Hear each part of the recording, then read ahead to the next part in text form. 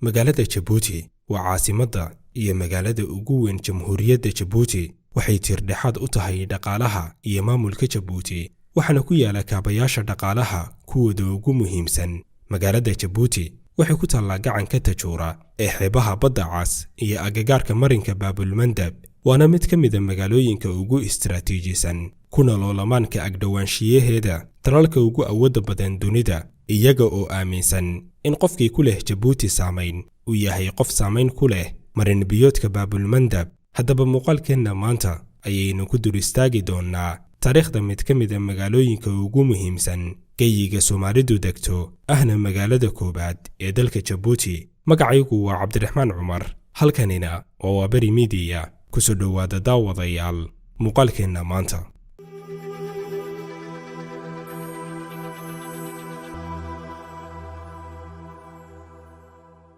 ka hor intuusan gumaysigii Faransiisku soo gelin dhulka Soomaaliyeed dhammaadkii qarnigii 19aad magaalada Jabuuti waxay ahayd tuulo yar oo ka bilaabata agagaarka xaafadda Amboli oo ah xaafad qadiimi ah oo lagu xusay buugaagta Giriigii hore iyo kuwii sahmiyayaashii Carabta ahaa ee geyiga Soomaaliyeed soo gaaray waqtiyadii ku aadanaa bilowgii taariikhda miilaadiga. agagaarka Amboli waxaa xilliyadii hore loo yaqaanay magaca Kambali ama Kambale.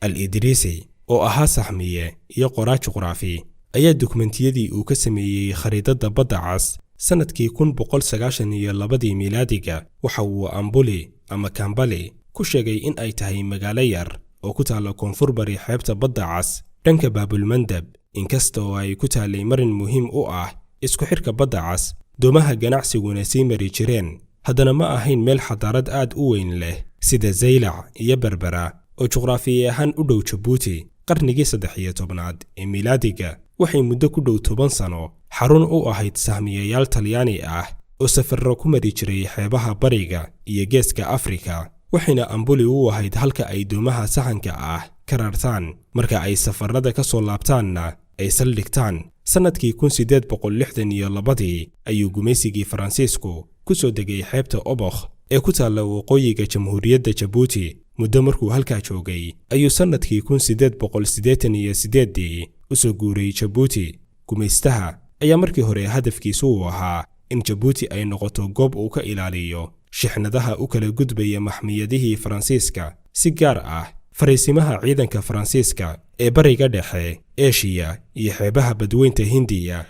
halka loo yaqaano Combado oo ah dhul xeebta saaran ayuu Faransiisku kula shiray odayadii Ciisaha iyo Cafarta wuxuuna kula heshiiyey in uu halkan dego. inkasta oo uu heshiis dhex maray odayadii deegaanka iyo Faransiiska haddana waxaa jiray dad diidanaa oo aad uga soo horjeeday in gumaystuhu cagaha soo dhigaan dalka. halgankaasi bilowga ah waxaa hormuud u ahaa nin la oran jiray Faarax Xaad oo muddo badan dagaal la galay Faransiiska isaga iyo dhalinyaro la socotay. aad ayuuna uga biyadiiday heshiiskii Jabuuti lagu keenay gumaystaha. Jabuuti markaasi waxay ahayd dhul xeeb ah oo bannaan oo aan wax ilbaxnimo ah ka jirin marka laga reebo agagaarka Amboli oo waqtigaasi u ekayd degmo sii duugoobaysa. marsada Jabuutina ma ahayn meel dhaqaaq badan uu ka socdo marka la barbar dhigo deegaanada xeebta saaran ee ku dhow Jabuuti. Faransiiska ayaa dhisay guryo uu dejiyo askartiisii iyo dhowr xarumood oo maamul ahaan uu u diyaarsaday si uu xeebta uga agdhowaado. kadibna waxaa bilowday in dadkii deganaa tuulooyinka u dhow ay guryo ka samaystaan Jabuuti sidana ay ku noqoto muddo gaaban gudaheed meel camiran.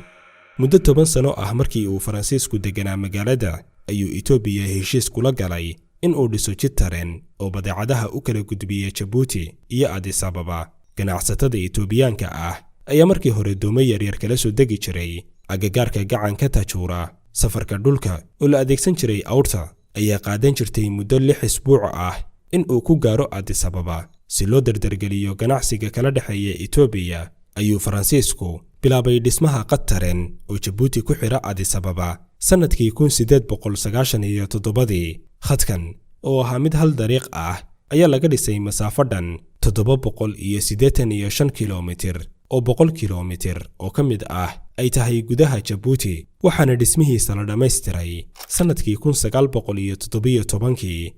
inkasta oo xilliyo badan ay isku khilaafeen Faransiiska iyo Itoobiya haddana ugu dambeyn waxaa lagu heshiiyey inuu noqdo il dhaqaale iyo iskaashi dhexmara labada dhinac. sidaasi ayayna Jabuuti ku noqotay maxmiyad muhiim u ah gumaystaha Faransiiska.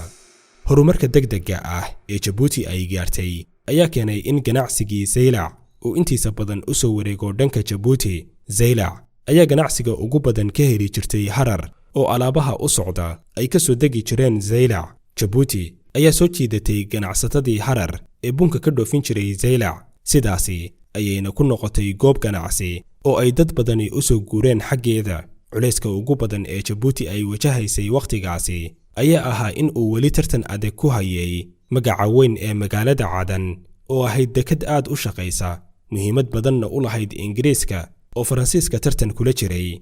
Faransiiska ayaa si uu Cadan meesha uga saaro waxa uu ballaarin ku sameeyey dekadda Jabuuti oo waqtigaasi ahayd mid yar oo aan qaabili karin shixnadaha badan. bilowga dagaalkii labaad ee dunida markii laga awood batay dowladdii Faransiiska waxaa duulaan lagu qaaday maxmiyadihii uu lahaa si meesha looga saaro. ciidanka Talyaaniga ayaa duqeyn xooggan ka geystay Jabuuti. waxay burburiyeen guryihii shacabka.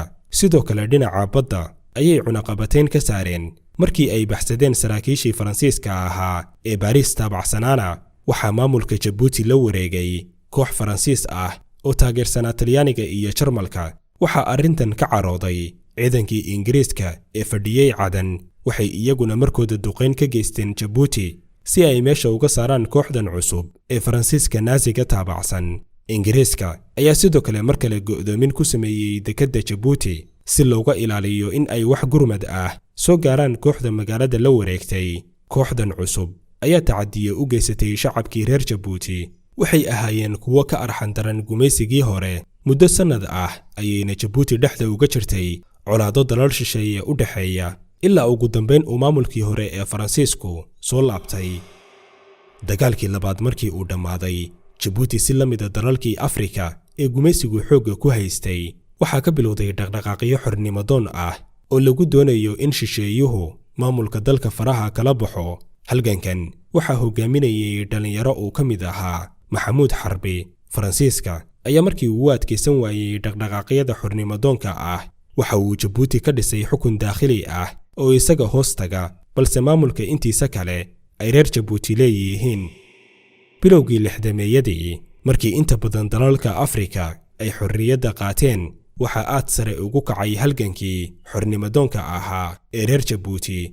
sannadkii 1966 waxaa Jabuuti booqasho ku yimid madaxweynihii xilligaasi hogaaminayay Faransiiska Charles de Gaulle. shacabkii ayaa kala hortegay bannaanbaxyo lagu diidan yahay joogitaanka ciidamadiisa, waxaana lagu soo dhoweeyey bannaanbaxyo rabshado wata. ciidankii gumaysiga oo ka carooday arrintan ayaa rasaas ku furay shacabkii bannaanbaxayay. dad badan ayayna ku laayeen fagaaraha. kadibna waxaa bilowday cadaadis iyo in magaalada lagu soo rogo bandow lagu xayirayo dhaqdhaqaaqa shacabka. muddo kadib markuu xamili waayey cadaadiska shacabka ayuu Faransiisku ogolaaday in uu dadka afti ka qaado lagu ogaanayo in ay rabaan inay xorriyad qaataan iyo inay ku sii hoos jiraan maamulka Faransiiska. sannadkii 1967 ayaa afti laga qaaday reer Jabuuti. Faransiiska oo aan rabin in uu baxo aftidana maamulayay ayaa ku dhawaaqay in natiijadu noqotay 60% oo u codaysay in ay Faransiiska ku hoos jiraan iyo 40% u codaysay in ay xorriyad qaataan.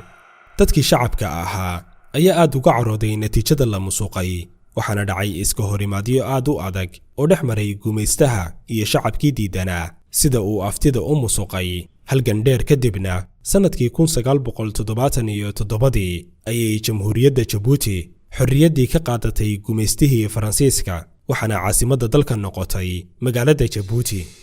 markii xorriyadda ay qaadatay Jabuuti, Faransiisku si toos ah ugama guurin dalka. waxa uu magaalada Jabuuti ku dhaafay qayb ka mid ah ciidankiisii oo weli saldhigyo ku leh gudaha magaalada. guutada shanaad ee ciidanka dibadda Faransiiska ayaa saldhig ku leh Jabuuti. joogitaankoodana waxa uu ka mid ahaa heshiisyadii ay wada galeen Jabuuti iyo Faransiiska markii xorriyadda la siinayay Jabuuti. ciidankan ayuu Faransiisku ku sheegaa in ay qayb ka yihiin difaacidda Jabuuti, sidoo kalena wada shaqayn dhanka gaashaandhigga ah ay la leeyihiin ciidamada dalka. xorriyadda kadib waxay Jabuuti noqotay magaalo dhaqaale ahaan kobac samaynaysay. waxay yeelatay mid ka mid ah dekadaha ugu muhiimsan qaaradda Afrika, dekedda Jabuuti ayaa waxaa ka soo dega xaddiga ugu badan ee badeecadaha dhanka badda uga soo dega dalka Itoobiya, halka ay sidoo kale magaaladu leedahay aeroboort caalami ah. dadka saadaasha horumarka sameeya ayaa qarnigii 21aad saadaaliyey in Jabuuti